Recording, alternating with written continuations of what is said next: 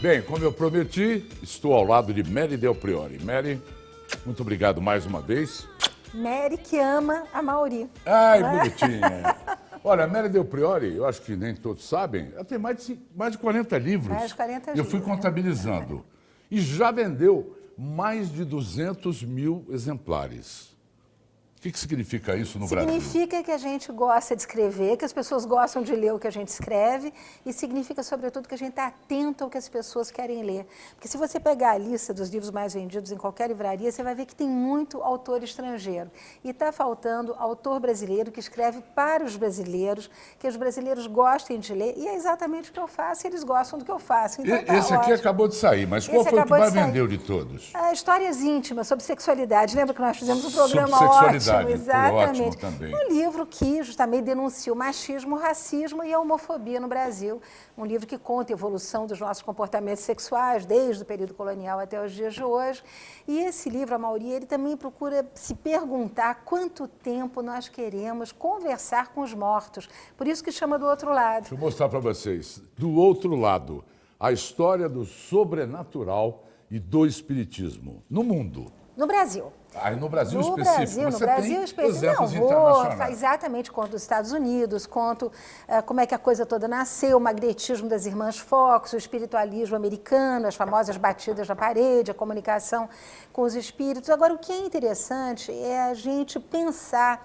Por que a gente precisa acreditar nisso? Por que nós queremos saber o que existe do outro lado? Daí o título do livro, né? Porque a gente quer ter um sentido nesta vida. Exatamente. Saber como é que a gente se comporta nesta, porque se tiver outra, a gente fica bonzinho aqui. Exatamente, que era exatamente o que o Kardec dizia, né? Nós temos que nos aprimorar como seres humanos, melhorar a condição das pessoas, pensar em todo mundo, caminhar junto em direção ao progresso. O bacana do Kardec, eu mostro justamente como é que o kardecismo chega ao Brasil. Quem recebe o kardecismo no Brasil está sentado? É a Bahia, terra dos orixás. É exatamente... A Bahia que abriga a primeira vez que Kardec chega ao Brasil, as primeiras revistas kardecistas, a tradução dos textos de Kardec e, sobretudo, a fundação da primeira revista espírita no Brasil, que tinha o título sonoro de Ecos do Além-Túmulo, né, é recebida na terra dos orixás. O que nós vamos ver são esses baianos acostumados a ouvir os tambores africanos lá nas suas senzalas, né, querendo pensar, interpretar e adotar o kardecismo, e eles se tornam, inclusive, grandes abolicionistas, porque eles entendem que o progresso não é um progresso individual que a Kardec está propondo. Seja bonzinho que você vai chegar lá. O que ele está propondo é o progresso da humanidade, todo mundo caminhando junto para um mundo melhor.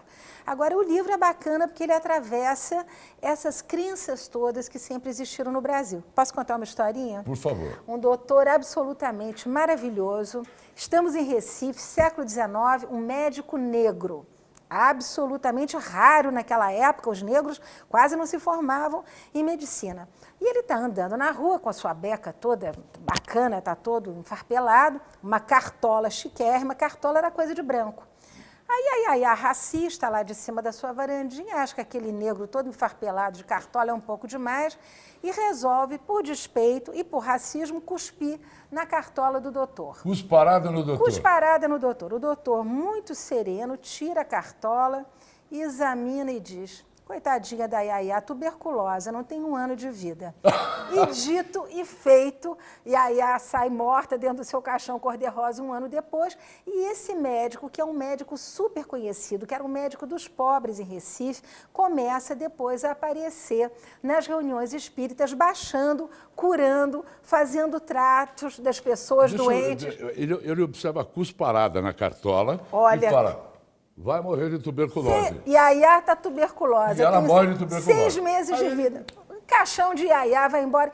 E o que é isso? É a capacidade, justamente, das pessoas conversarem com o outro lado. Quer dizer, o que essa história toda quer dizer, e os jornais da época exploram, é essa capacidade que o médico negro tinha, né, de ouvir alguma coisa que nós, obviamente, não estávamos ouvindo, e Yaya muito menos, e de antecipar os acontecimentos. E a história do sobrenatural no Brasil é um pouco a busca, a tentativa, a busca, justamente, de ter o tempo inteiro alguém que nos alivie das nossas dores, dos nossos sofrimentos, antecipando o que possa acontecer. Agora, os nossos antepassados, eles eram muito mais ligados no sobrenatural, no espiritismo, do que os tempos de hoje. Você acha? Sai aí na rua. Cadê o poste? Traga o seu amor em 5 dias. E as cartomantes que todo mundo conhece? Né? E os despachos que os políticos fazem para ser eleitos? E o frango enterrado lá no gol do time inimigo? A gente sabe que isso tudo continua. E é isso que é fascinante. É que nós nunca desistimos. Eu digo que desde a antiguidade, o que eu mostro no livro, é essa busca justamente de receber mensagens. Né? Então utilizamos tudo. Quer dizer, o que eu mostro e a capa do livro é justamente isso. Começa tudo com essas mesas volantes, em que as pessoas sentavam, estavam lá as letras, a gente colocava a pergunta e o copo respondia. Lembra do copo? Você fez o copo, eu fiz o copo, aqui todo mundo fez o copo, o telespectador brincou do copo. Então começa com essas mesas volantes. Depois é a história do magnetismo, a capacidade de curar pelas mãos. Isso que hoje está na moda, que se chama de healing. Mas isso é antiquíssimo, isso começa no século XVIII, na França, com uma figura importantíssima de magnetizador, que era o Mesmer, que era uma espécie de feiticeiro que adentrava aqueles salões e curava barões e duquesas e viscondesas e fazia, todo mundo se dava as mãos, ele curava justamente com energia. Depois disso, a gente vai vendo toda uma evolução, a proliferação de cartomantes. Por exemplo, você sabia que Napoleão Bonaparte, ele era incapaz de dizer vamos invadir a Rússia ou vamos invadir Portugal sem antes consultar as cartas? Ah, é? Josefina foi feita imperatriz e muito antes de ser imperatriz, foi uma cartomante que disse para ela, a senhora vai se virar a imperatriz da França. Eu, coitadinha, vindo lá das ilhas, lá da Martinica, vai ser imperatriz da França. E eles não faziam rigorosamente nada. Mas, Mary, então o teu livro, ele não conta a sua história do espiritismo, do Tudo. sobrenatural. Ele também discute essas coisas inexplicadas. Sobrenaturais. É a questão do sobrenatural. Se você pegar um anúncio de jornal do século XIX, você vai ver que entra um leilão de móveis ingleses, um anúncio de magnésia de Philips e o outro de carne seca, tem pelo menos 4 cartomantes ou então sonâmbulas, que estava muito na moda no século XIX. O que era sonâmbula? A mulher era adormecida por um médico, imaginava-se que ela saísse do seu corpo e que pudesse então se comunicar com além, capaz de dizer, olha, você está com dor de cabeça, você precisa tomar cuidado com o seu vizinho que está de olho gordo em cima de você, olha, você está com uma dor nas costas, cuidado que isso é um peso, alguém também que está te desejando mal. Então, é sempre um mediador entre o sobrenatural e a realidade para trazer o quê, Amaury, querido? Serenidade para as pessoas. Claro. Não é que o resultado fosse imediato, mas as pessoas estão sempre em busca, né, de alguém que as auxilie. Esse povo todo, cartomantes, sonâmbulos, magnetizadores, kardecistas, foram médicos da alma. Né? E é isso que a gente está tentando curar até os dias de hoje, você não acha? E você passa, por exemplo, por Chico Xavier, você passa por João de Deus. Não. Eu vou até o início da República, momento do aparecimento da Umbanda, que eu lembro que os ritos africanos, enfim, o candomblé, a macumba, são antiquíssimos, né?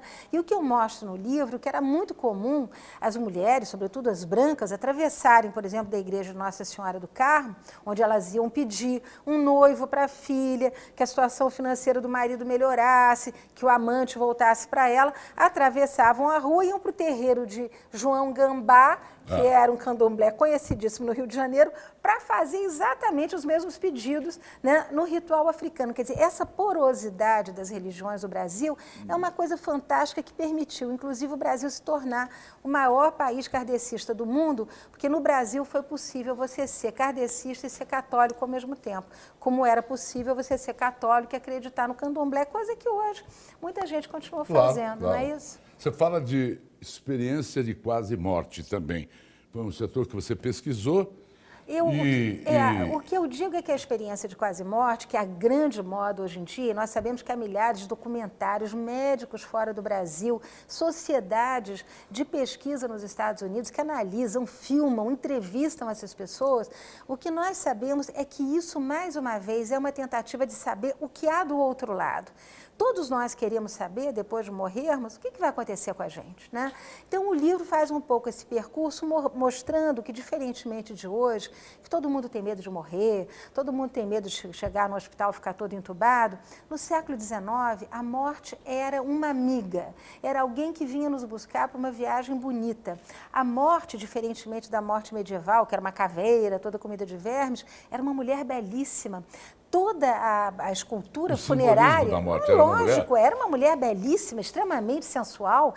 Nós vamos ver que os cemitérios eles vão se ornamentando com esculturas de mulheres seminuas, né? Os seios e as nádegas delineados assim sob tecidos muito diáfanos. Ir aos cemitérios no século XIX, essa você vai gostar. Era assunto até de coluna social, né? Tinha dias de enterros que eram tão festivos, era tão chique para o enterro de fulano ou de ciclano, que a coluna social cobria. Não era só casamento, não, morte também. E estava no enterro de fulano, beltrana, vestida assim, cicrana, vestida assado. Era o máximo, faziam-se piqueniques. Então era Nos alegre. cemitérios, era muito alegre. O cemitério era um lugar bacana isso, de introspecção, que convidava as pessoas a refletirem sobre elas mesmas, a adquirir uma certa serenidade. Era um lugar de calma, de tranquilidade. As pessoas iam namorar, iam pensar na vida no cemitério. Será que tem a imagina. ver com os homens bomba e as mulheres bomba, que só assim agem porque têm promessas Por que não? na outra vida? Por que não? O que eu digo no livro, que Coisas eu acho atuais, bacana, que coisas nós estamos falando. atuais, estamos fazendo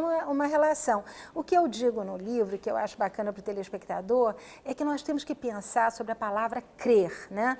A palavra crer é uma espécie de fóssil morfológico que significa um pacto entre aquilo que eu acredito e aquilo que poderá ser. E todos nós acreditamos em alguma coisa. Acreditamos em vida após a morte, acreditamos que alguém poderá predizer o nosso futuro e nos ajudar. Acreditamos que por um milagre a nossa vida poderá mudar. Essa necessidade de crer, que vem desde os nossos ancestrais, é que é bacana de ver e que eu mostro no livro, né, como é que isso, no passado, né, essa crença e esse auxílio vinha dos mortos, né, direto. Lá na Antiguidade, por exemplo, bastava botar uma comidinha em cima do túmulo, bastava fazer uma oferenda e os mortos estavam lá para nos ajudar. Mas aí entra a Igreja Católica e diz, não, olha, esse negócio aí está muito complicado. Em vez de acreditar no morto, vamos acreditar nos santos.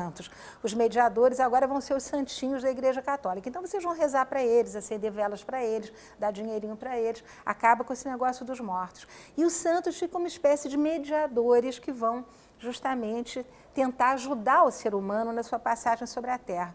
Mas nós nos contentamos com isso? Não, nós continuamos querendo saber o que acontece depois. E o bacana, Mauri, é Mas na que... experiência, desculpe, Fala, vamos lá. no EQM, experiência de quase De morte, morte. quer dizer, é uma coisa, porque eles morrem mesmo. Morrem, Então, então morreram. Morreram, Estão túnel, mortos, aí eles... túnel de luz. Aí cada um, quando que volta, vem contando uma história. O túnel de luz é a mais Sempre, recorrente, mais não recorrente, é? é. O túnel de luz, etc, etc, etc. E tudo. Você crê nisso? Você, Não, pessoalmente, eu sou- como pesquisadora? Meu livro é sobre história, quer dizer, o que eu tentei mostrar é por que é que essas imagens continuam tão presentes, o que nós precisamos disso, por que acreditar que a vida após a morte, essas experiências todas, em vez de ser uma novidade, é alguma coisa muito antiga, né? Tão antigo que já foi explorado pelos kardecistas, pelos magnetizadores, pela Igreja Católica, quer dizer, a gente vai andando para trás e essa tentativa de saber o que existe do outro lado sempre esteve presente. E o charlatanismo? Também muito presente. Aliás, o próprio Kardec, no primeiro livro dele, o Livro dos Espíritos, ele diz, olha, não se deixa enganar, o kardecismo é uma ciência. O que o Kardec queria era numa época em que havia se inventado a eletricidade, havia se inventado, os trens estavam em velocidade cada vez maior, a telegrafia, quer dizer, a ciência estava dando passos muito rápidos. O que o Kardec queria era uma junção, uma comunhão entre religião e ciência. Ele dizia, olha, isso não é religião, isto é uma ciência, eu quero formular uma ciência que faça o homem caminhar numa direção cada vez melhor, que ele possa crescer através da eletricidade, através da telegrafia. Tanto é que o nosso querido, famoso Coelho Neto, achava que bastava pegar o telefone, que na época era um negócio super moderno, que ele poderia falar com além. Alô, vovô, vovó que já morreram. Quer dizer, é incrível, o próprio Conde de, marido da princesa Isabel, quando ele ouve uma eletrola ou vitrola, sei lá que nome tinha, a primeira coisa que ele diz é eu estou ouvindo vozes do além. Né? Quer dizer, essa ciência toda serviria para aproximar o homem de uma vida melhor. Mas o Kardec avisa, cuidado, os espíritos estão aí, eles vêm conversar conosco, eles vêm trazer notícias do outro lado, eles vêm nos orientar, mas tem os espíritos bons e os espíritos ruins. E os ruins vão sempre dar o mau conselho, vão sempre te botar numa furada. Então, qual era o exercício do kardecista? ficar entrevistando o espírito até ter certeza que aquele espírito era do bem e que ele daria as boas mensagens. Que pesquisa, hein, Mary Del Priori? Eu adoro, né, Mauri? Você foi Eu beber adoro. de diferentes fontes aqui. Muito jornal, muita Machado de Assis, que tinha o maior problemas com as religiões africanas, com o kardecismo. Ele dizia, não, isso aí não interessa, a gente, para ser chique, não pode acreditar em nada de sobrenatural, mas o sobrenatural existia, todo mundo acreditava no sobrenatural. O curandeiro, a cartomante lá do passado, tinha a mesma importância de um médico? A mesma importância porque nós não tínhamos médicos e, além do curandeiro, da cartomante, da mulher que curava, nós vamos ter outras coisas interessantíssimas no Rio de Janeiro que hoje estão super na moda, basta ligar a televisão. Vampirismo. Acreditava-se que no século XIX já haviam vampiros na cidade do Rio de Janeiro. Satanismo, rituais satânicos, exorcismos, tudo isso acontece, e tudo com muito sangue, parece o filme aí de Hollywood, né? Tudo isso acontecendo no Rio de Janeiro, ao mesmo tempo, no século XIX, momento dessas grandes descobertas, digamos, da modernidade, mas, ao mesmo tempo, a sobrevivência de crenças muito antigas, fazendo conviver o moderno e o antigo. No teu livro, você diz que o Rio de Janeiro, quando era iluminado pelos lampiões, não tinha luz elétrica, e isso fazia com que as famílias ficassem com muito medo na hora de dormir e acreditavam que viam muitos fantasmas. Eu li esse trecho no seu livro. Leu esse trecho. Ouvia-se a carruagem, né? Que o cocheiro estava levando a alma de alguém para o cemitério. No mar, luzezinhas azuis pareciam figurar almas do outro mundo, né? Entre os africanos, muita gente via também almas do outro mundo, porque eu lembro que o cemitério de escravos, muitas vezes os corpos não eram suficientemente enterrados e ficavam à flor da terra. Então, a gente percebe que essas crenças todas, uma coruja que piasse, era sinal de morte, um espelho que rachasse, alguém ia morrer, o beija-flor branco dentro de casa, sinal de morte também. Quer dizer, era uma sociedade que acreditava em símbolos, em signos, que estava alerta o tempo todo para isso, e nós perdemos essa capacidade de imaginar, mas continuamos acreditando no sobrenatural. Mary Del Priori, do outro lado, a história do sobrenatural e do espiritismo. Quem lê o seu livro, Mary, então ele vai conhecer a história, esses lances todos que você colocou, e o que mais que eu deixei de falar? Que seus livros são irresistíveis. A gente começa a ler e vai até o fim de uma estocada. Olha, casas mal assombradas, até o envolvimento de operários socialistas, anarquistas com o espiritismo. E uma coisa muito bacana, lembrar que os primeiros espíritas no Brasil foram os grandes abolicionistas, foram os homens que lutaram pela abolição, e eu conto também de um documento sensacional que está na Biblioteca Nacional do Rio de Janeiro, que é uma carta do Barão de Santo Ângelo para Dom Pedro II, de 1867, em que o Barão de Santo Ângelo diz para Dom Pedro II, se você não fizer a abolição, você vai perder o seu império. E foi exatamente o que aconteceu. Ele estava numa mesa, recebendo uma mesa espírita, Dom Pedro II não deu atenção, não fez a abolição e perdeu o império. Olha. Não é? Os espíritos existem. E as ilustrações que a gente vê aqui? É uma delícia, né? É uma delícia. As fotografias de espíritos ficaram muito na moda, os espíritos aparecendo, se fotografassem aqui. Olha aqui, uma cartomante, a dona Zizina, que era a mais importante do Rio de Janeiro. Todo mundo Mas esse não é um espírito. Não, essa é uma cartomante. Parece um espírito. Olha aqui o Eco do Além Túmulo, que é a primeira revista espírita também com estudos de psicologia. A gente vê que psicologia e espiritismo vão muito junto. Aqui as caricaturas todas sobre o espiritismo. Olha aqui o Allan Kardec. Allan Kardec está enterrado em Paris, no Père Lachaise até hoje. E cheio de gente fazendo fila lá. Olha aqui as mesas volantes, né, que todo mundo fazia, aquela coisa da mesa para ter respostas. E aqui as fotografias espíritas, né, você tirava com um fotógrafo especial e se tinha algum espírito protetor, ele aparecia por trás. Essa fotografia deve ter sido discutida à exaustão, porque eles acreditavam que isso aqui era um espírito. E seria um espírito. Obviamente, houve muita fraude, houve muita... Até parece, viu, Mary? Até parece. Mas hoje você liga a televisão e você vê que existem aparelhos capazes de detectar espíritos no ambiente. Você acredita em espírito? No hay brujas, pero que... Como é que é? No creo em brujas, No pero creo que, em brujas, pero que las las hay, hay. las hay. Pois é isso aí. Obrigado, Mary. Parabéns. Obrigada, querido. Um beijo. Olha, curiosíssimo para terminar a minha leitura. Obrigado, Mary. Imagina, Qual vai meu ser o amor. próximo? O próximo é um romance, uma trilogia verdadeira. Um conde russo, a maior fazendeira do Vale do Paraíba e uma escrava. Adivinha com quem que ele fica? Com a escrava. E é o Brasil. Nós somos todos uma mistura danada. Não é bacana? Só pode ser ficção isso. Não, Só na verdade, ficção que fica com o verdadeira. escravo. Só na Não, ficção não, e aconteceu. em novela. Só Vou em novela e provar. em ficção. Nada, Ela fica vou com dinheiro. provar. Ela fica com dinheiro. Um beijo, Mary. Obrigado. Obrigada.